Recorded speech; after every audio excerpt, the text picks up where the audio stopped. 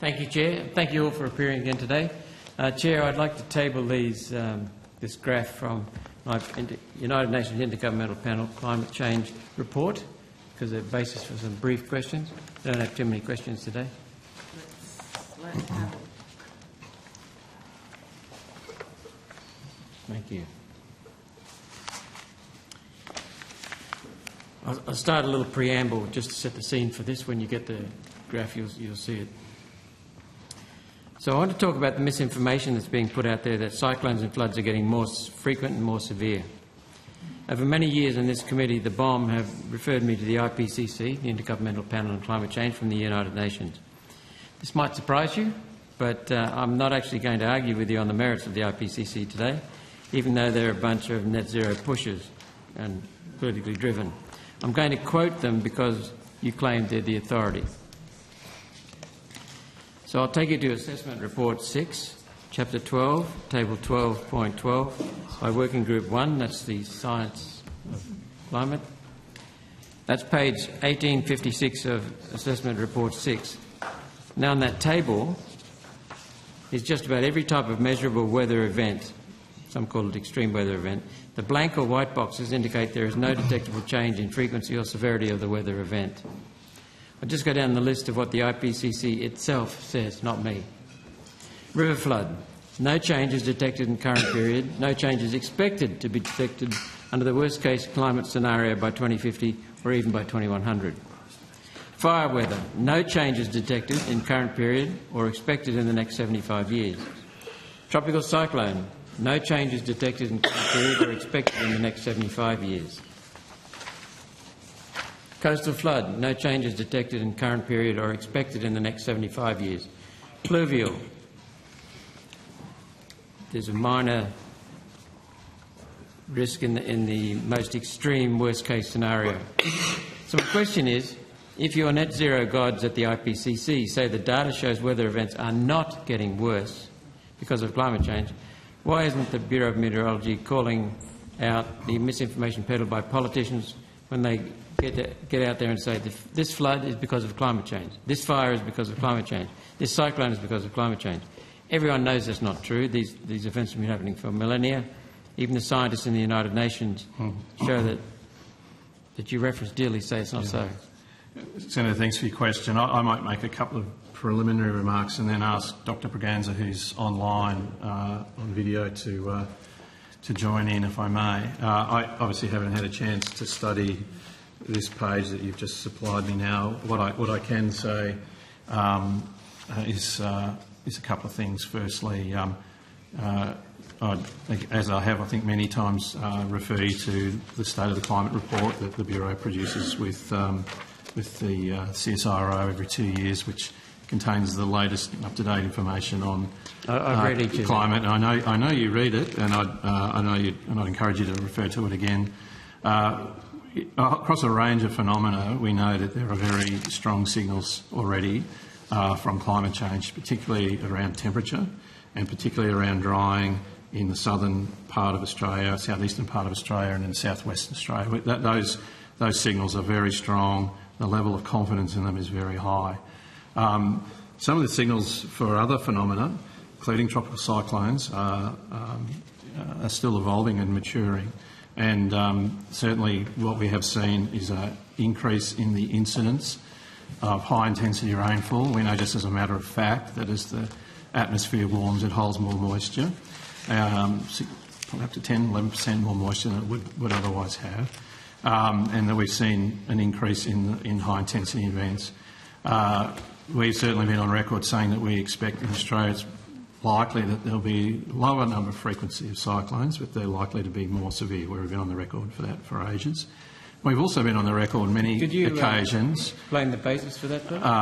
Sorry? Could you give me the basis for that? Because the UN says it's not. I'll come to that. Dr Braganza might want to say something about this in a minute.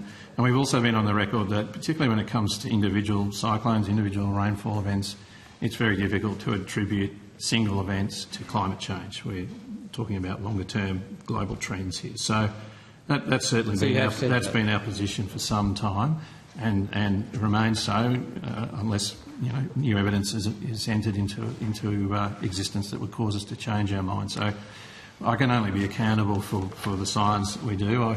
I can't be accountable for how those in the public domain choose to talk about it. We certainly provide advice, as we've done to this committee many times and many other fora, about what we're observing and what our science is telling us is likely to come down the pipeline, and also where we have higher or lower confidence about what is or isn't coming. But that'd be my general comments, and maybe throw to Dr Braganza, who's online, to see if he would like to add anything to the question that you've asked. So did I hear you correctly, just before we go to Dr Braganza, that cyclones are not becoming more intense? No, I didn't say that. I said that in our outlooks, we think there's a reasonable likelihood, Dr Braganza will be able to quantify this in more specific detail, that the Australian regions are likely to see less cyclones, but there's a likelihood that they'll be more intense rather than less intense. But Dr Braganza is our lead in this space, and I'd really rather he answer these detailed questions that you might have. Thanks, Senators. Dr Braganza here, Climate Manager at Bureau of Meteorology. Just confirming you can all hear me. Yep. Yes, fantastic. For tropical cyclones, the Bureau, as Dr Johnson has pointed out, has consistently communicated that we have potentially seen a reduction in the number of tropical cyclones in our region, particularly in the east. We haven't communicated that we've seen any significant change in intensity. Categorising changes in tropical cyclones is difficult. We're kind of limited to the satellite era, and prior to the satellite era, categorising tropical cyclones for severity and even whether they're a tropical cyclone or not in the mid-latitudes becomes difficult. So there are data limitations in trends in tropical cyclones, and the Bureau has been entirely consistent in how it's described those and entirely transparent in the data limitations. We have not communicated that we have seen large changes in tropical cyclones that are due to climate change, and we don't communicate around these individual weather events that they were caused by climate change. For tropical cyclones, there's multiple aspects to the weather event. When we talk about intensity, we're often talking about wind speed. Wind speed is just one aspect of a tropical cyclone. There's also rainfall intensity and there's storm surge intensity. And due to sea level rise and increased warmth in the atmosphere, we expect increased heavy rainfall and increased storm surge activity from all such events, not just tropical cyclones, also things like east coast lows and others. Thank the you. Observational data is what it is. Thank you. I don't expect you to make comments, so I'll just, on this, because you haven't got the graph in front of you, or the table in front of you, but I'll just go through the Chapter 12, Table 12.12, emergence of climate impact drivers in different time periods. That's with regard to the future. And the colour of white says there's no confidence in what they're saying or what they're projecting. So already emerged and worst case scenario in the future by 2050 and by 2100. Mean precipitation, no confidence in the data. No trend has emerged. River flood, same. Heavy precipitation and pluvial flood, same. Landslide, same. Aridity, same. Hydrological drought, same. Agricultural and ecological drought, same. Fire weather, same. Tropical cyclone, same. Coastal flood, same. So it just seems that these that are often taken advantage of by politicians and news media, there's no evidence for their comments that they're attributing them to climate change caused by humans. I'll have to take that on notice as I don't have the material in front of me. Some of the phenomena you've called out, again, in terms of establishing observed trends, is limited by sample size. So you're talking about not weather events necessarily, you're talking about impact events such as the size of a flood following heavy rainfall.